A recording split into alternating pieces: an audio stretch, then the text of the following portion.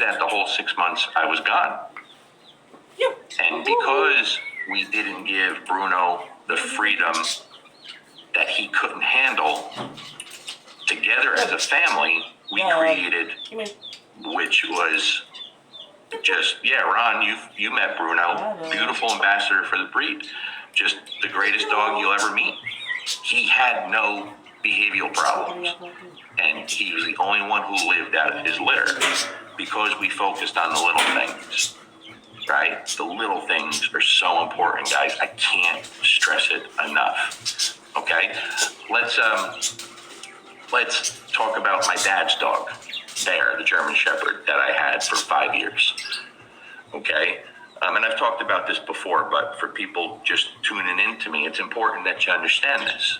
So my dad got this German Shepherd puppy, grew to be a very, very large Shepherd, and my dad loved this dog, right? Loved this dog. Like, mad about him. My dad was a terrible dog owner because, again, he let the dog do whatever he wanted. Always.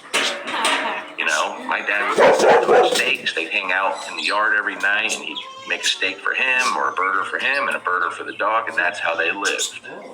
And it got to be one point where my dad was like, you know, I'm sick of this dog. I can't even take him for a walk without him wanting to kill everything. And I was getting ready to go home to visit, and I said, I'll fix it when I come home. He's like, yeah, it's not going to happen. Trust me. He said, I'll fix it when I get there, right? So we go home, and I tell my dad, come on, we're going to take Bear for a walk. I'm going to fix this for you right now. I said, but you have to stay behind. You're not walking with us. You can watch from behind. He said, okay.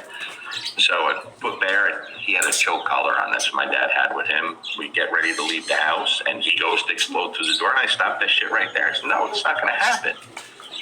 See, the second you take that leash, that dog knows whether you're full of shit or not. That dog knows if it's going to do what it usually does.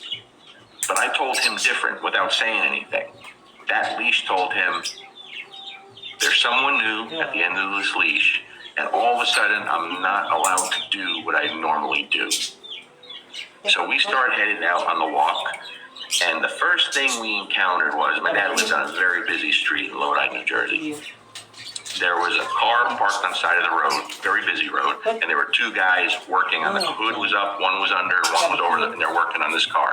And I looked back at my father, and he goes, oh yeah, wait, you're going to see now. You know, that's what he's trying to tell me.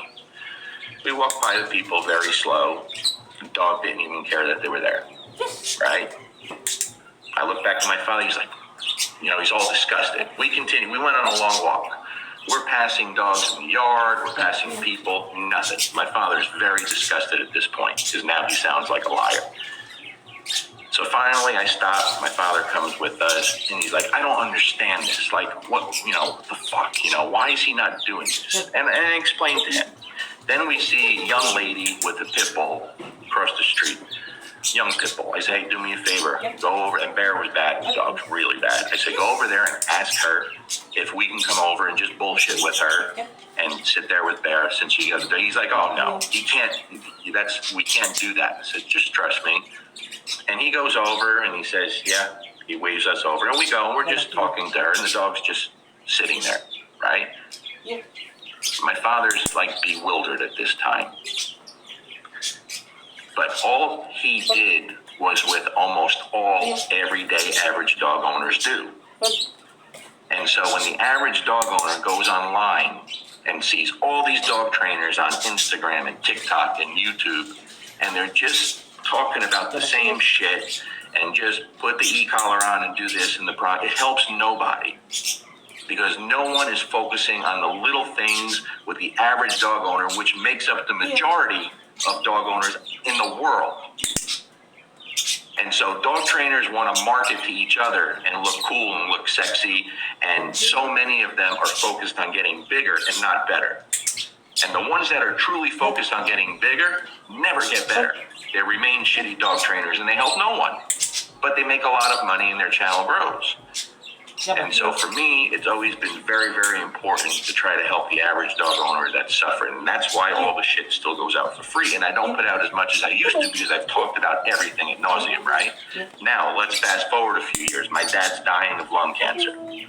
We know he's going to die. And he's young. He's 57 years old. That's less than 7 years older than me.